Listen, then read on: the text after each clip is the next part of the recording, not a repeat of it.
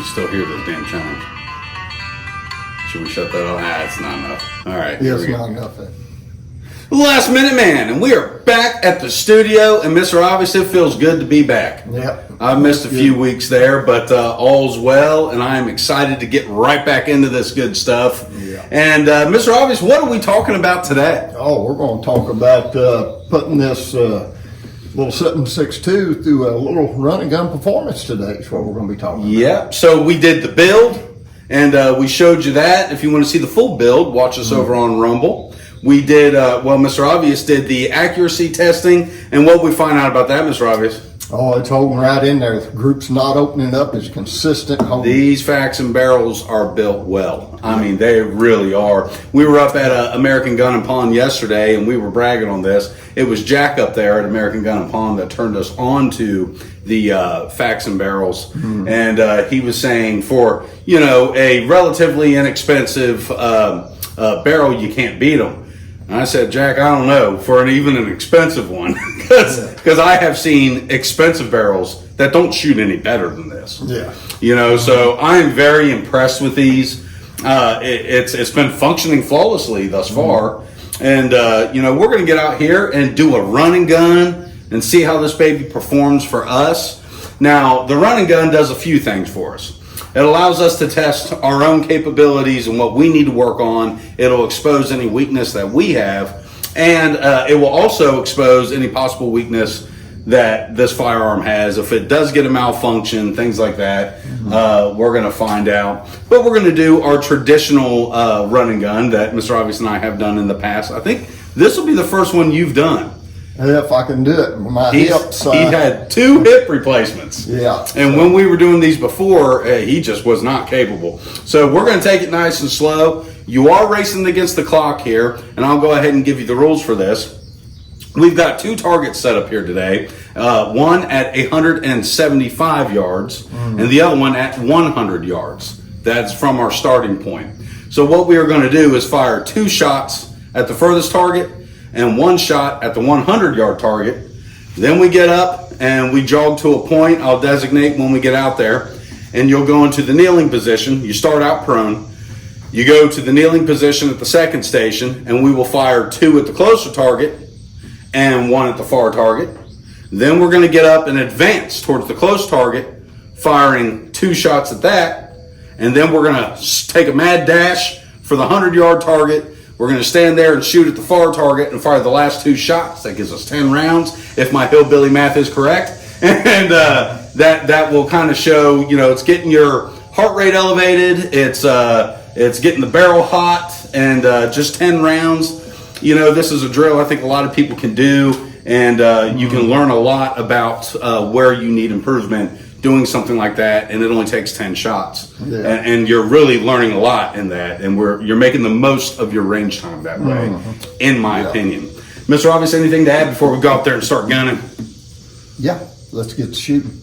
All right. Okay, so in typical Last Minute Man fashion, when Mr. Obvious and I were out here zeroing this to that red dot, we discovered a malfunction in the equipment we were using. The mount Mr. Obvious had was terrible. Right, Mr. Obvious? Yep. We were having issues. It was all over the place. We'd have it zeroed, then a couple shots later, it's a foot high.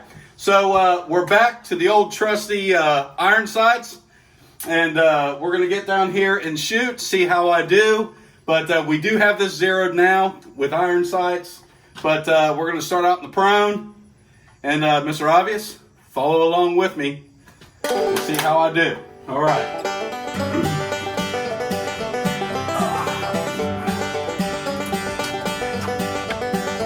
All right. Say when. When?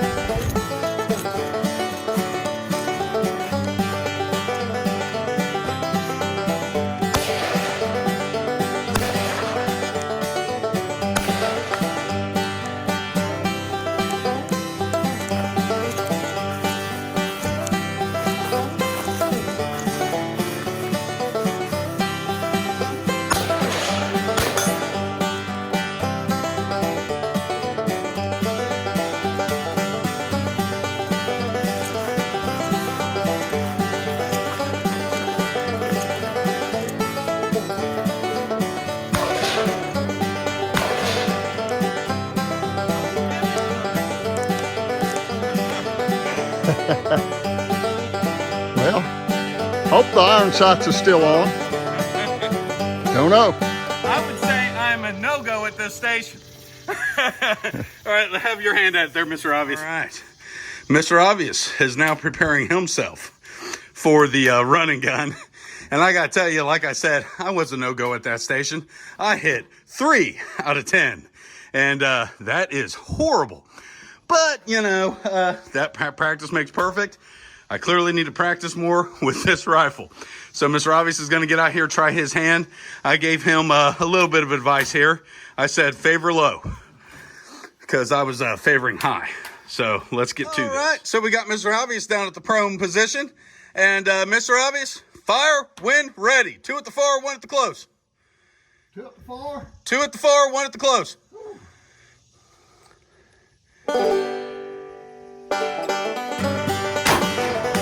He hit it.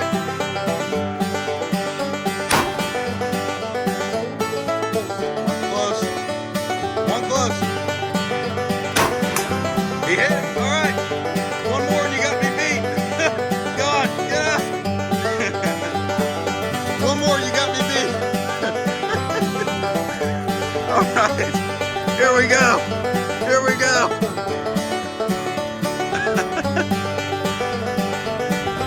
Kneel in position. 2 at the close, 1 at the far.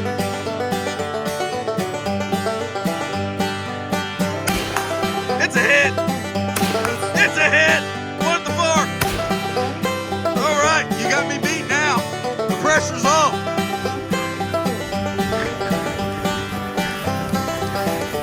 All right, now start advancing. 2 at the close.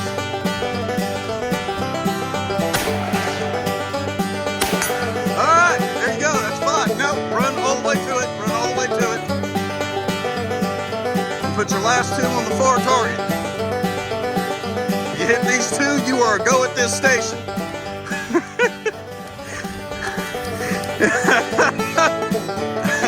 That's all right, man. Here we go. Put 2 on there. Give me 2. All right. Well, that is a 60 percentile. So you got a D, but that's better than I got. I got an F. All right, let's get back for an AAR. And we are back with our after action report. And what do we have to report today, Mr. Obvious? We're going to report loosening up the old hips is what I'm going to report. I'm going to say I am very, very happy we are grading on a curve today. But no, Mr. Obvious shot very well today. Actually, you know, 60% ain't bad. It's better than 30%. So yeah, I was definitely a no-go. Mr. Obvious was a go. And, you know, that's what this is all about, though. Getting out, finding out what your limitations are, finding out the limitations of your ammunition, the limitations of your rifle, and being able to do that in relatively few shots. So you went out with 10 rounds. Now, on a day where, if this was my go-to rifle, I'd have probably went through 50 rounds today just doing the run and gun. And I believe we would have done better had we gotten that red dot to function properly. Yeah. But, you know, again, you're discovering the limitations, you know. I need practice with this, clearly. but yeah, I was favoring center high, and I should have been favoring low. And, you know, that was just trying to move too fast. Remember, slow, smooth is fast, you know. And Mr. Obvious exemplified that today. I'd like to see 100% from both of us, and that's what we're striving for. But yeah, the important thing is, and I don't mind getting on the YouTube, I'll put it out there in the ether and look foolish, that's fine. You know, as long as I get the point across, you got to get out and practice. Practice. And missing, it can get frustrating, but you're not going to go out there and be, you know, Jerry Miculek the first few times you shoot a rifle. Jerry Miculek ain't Jerry Miculek. If he grabs the rifle for the first time, he's got to figure that rifle out. And the reason he's so good is the amount of time and practice he puts in. And that's what is required. To put it, and I'm being long-winded here, but I'll just get this out. I spent 8 years in the military. I trained on that kind of exercise quite a bit. And I was deployed to combat zones and been in a lot of firefights. And in spite of all that, Mr. Obvious still outshot me today. Whole experience. So yeah, just moving a little slower, taking your time to get that focused, and so there you go.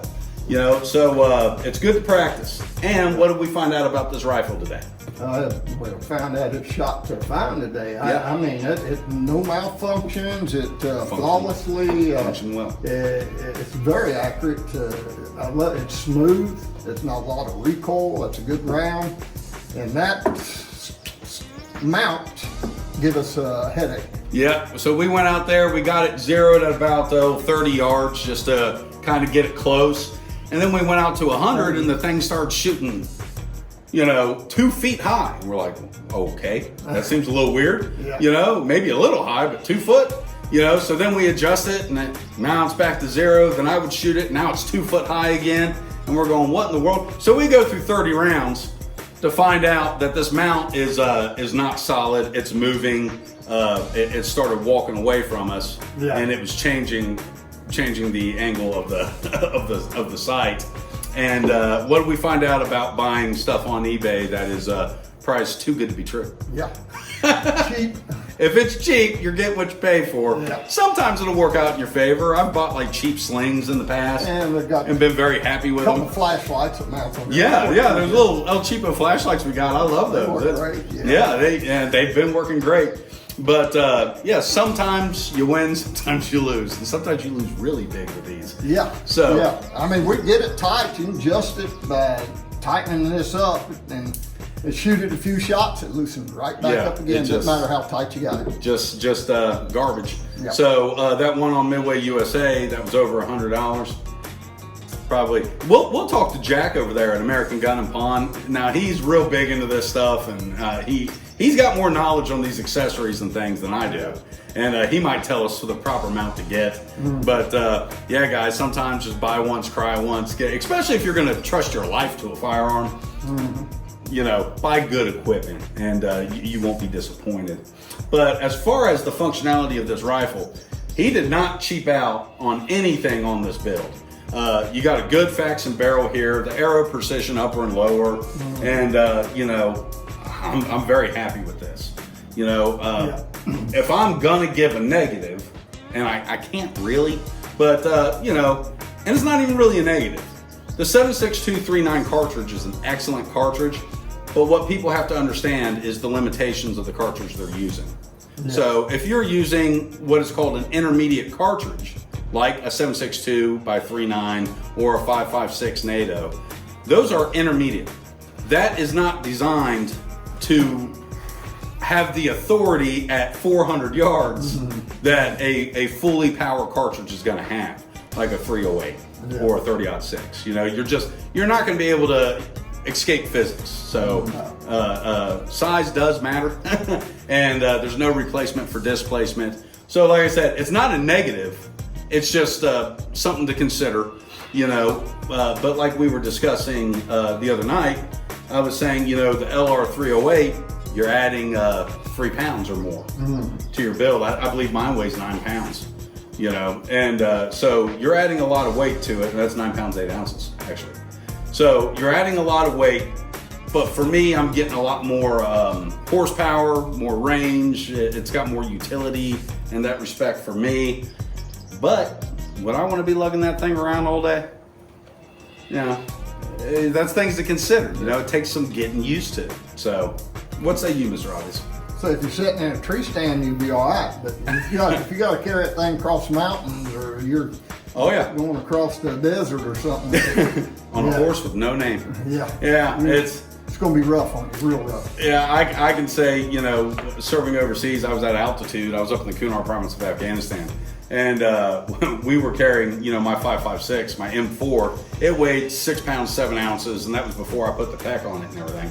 And you wouldn't believe it, but hiking at altitude all day, of course, you're carrying gear. I've got plate carriers on. I'm carrying extra ammunition, water. That thing started to get heavy to you. You started feeling the weight. And I was in great shape at that time. But, man, you could feel the weight. So ounces do equal pounds, and it does matter. So that's all things to consider.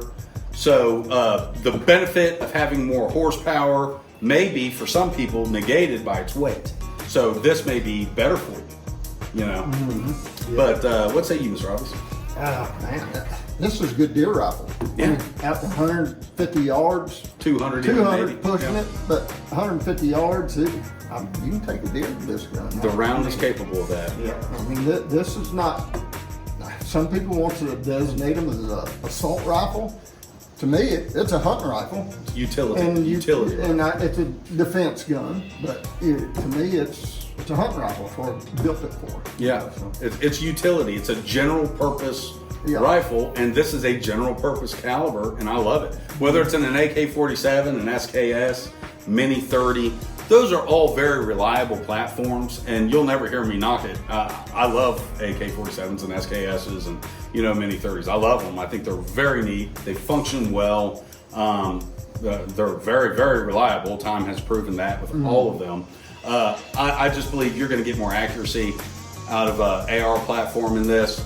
And there are people that have issues with them. I personally haven't. I've built a few of these for people in the past, and they've not had issues with them. And I can say an AR platform, if you buy good equipment, get you a good gas block, and don't go cheap. Maybe spend an extra $40. Don't get the Anderson lower, get the Aero Precision. Things like that. Don't cheap out on it. Don't skimp, and it's going to function fine. yeah. Yeah, this one's working flawlessly, so I'm tickled to death with it. So. Yeah, and like you were saying, that 30 caliber, like we were saying, why not a 223? Why not a 5.56 nail? What did we discuss on that? We discussed two different things. First, cost-wise. Second, the bullet diameter is a 30 caliber diameter, and when you get started at that 30 caliber on up in diameter, you get massive kill power. That's all they are, hands down. I mean, I've killed too many game with little guns to big guns, all the way 45, 70s. And when you hit that 30 caliber on up, they drop. Yeah, and there, of course, massive wound channel. Yes, and there, of course, are exceptions to the rule, like a 7mm Magnum we were discussing, Yeah, or that's a good the round. 280 Remington. Those are excellent rounds. We're just saying as a general rule. I think the 30 caliber is about where you start seeing really good effectiveness at any given range. You start to see it perform very well. You get a lot of performance out of it. When you go to that 22 caliber, like a 223 or the 5.56 NATO, it's not that it's not deadly. It's very deadly. In fact, it's more accurate at distance than this 7.62 by 3.9. It is more accurate at range. However, if you're wanting to make something change shape and lay down, like I've said in the past, and I've had to do this overseas, I shoot till the object I'm shooting at changes shape. And when you do that, you find a 223 can require a few shots to make that happen. And what you see is with the 7.62 by 3.9 or a 308 coming out of a 240, it tends to change shape very fast, and it tends not to get back up. Yeah. So, and I can say that for my own personal experience for a fact, that this is an effective caliber. Get the job done. Things seem to go down quicker with this, and I've seen it on both sides. And but the 308 is just absolutely devastating. Oh gosh. I mean, it is. But again, like I said, you're adding a lot of weight. Yep. You're adding a lot of weight. So these are things every person has to know what their personal needs are. It's like we were talking over there at the American Gun and Pawn, and Jack was talking about the 300 Blackout, and he likes it. And I don't disagree. It is a great CQB caliber. You're talking about within a home, something like that. Close range. Close range. Very close. They work. When you're talking, and he said, "Oh man, I can hit a target at 175 yards with it." Yeah, you can. It's not that I'm saying that's impossible. I'm saying it's lackluster in performance at 175 yards. At best, it's lackluster. And you need more horsepower behind it. And this is really going to give you that horsepower you need. Yeah. And it is a lot more effective at range than the Blackout. So, like I said, to each their own. Whoever is buying it and what your intent and purpose is. We live out here in the country. Heck, my closest neighbor is more than a mile away. So I'm not worried about over penetration through walls. If somebody comes in and I shoot them, I just want to make sure it's over. And, you know, or if I have to use, because every penny matters to me. Every penny matters. So if I'm going to purchase a firearm that can do a multitude of things, and I'm spending my hard-earned money on ammunition, a 308 is capable of doing a great many things fairly well. I mean, it's not going to outshoot a 300 Win Mag or something like that. That's not what I'm saying. But it's very capable within 400 yards, which is my furthest real distance I would shoot on my property. That's the furthest clearing I have. But in that range, 308, very, very good. But if you live in a high rise in a city somewhere, you don't need that. You know, maybe the 223 is perfect for you. Heck, maybe a 9mm, maybe a pistol caliber carbine is what you need. You know, but that's up for you to decide. You know, what works for you. What is weight limit the big factor? I'll tell you, whatever it is that you get out there, practice with it. And if you've got a place where you can go do a running gun like that, I think that's the best time you can spend on a range. Oh yeah. You'll discover a lot about your rifle and yourself. Practice. It's all about practice. So is there anything that we skipped over that I missed there, Mr. Obvious? Anything you want to add? Not really. We're getting long-winded and we're probably getting tired of It's been 4 weeks for me, though. I haven't been out here doing anything. I haven't gotten to do this in so long. But we appreciate all of you for watching. We sincerely do. We appreciate everyone that supports us. You know, like I said, American Gun and Pawn is a supporter of ours. We really appreciate them. They are our local gun shop. So if you are up this way around Dry Ridge, Kentucky, give them a shout. Like I said, if you can call them and order a t-shirt or something off of them. Just let them know Last Minute Man and Mr. Obvious sent you. And that does help us out. Subscribing helps us out. Make sure you hit that subscribe button for sure. So with that, everybody, remember, keep your knives sharp, keep your powder dry. Subscribe to Last Minute Man. Watch us on Rumble.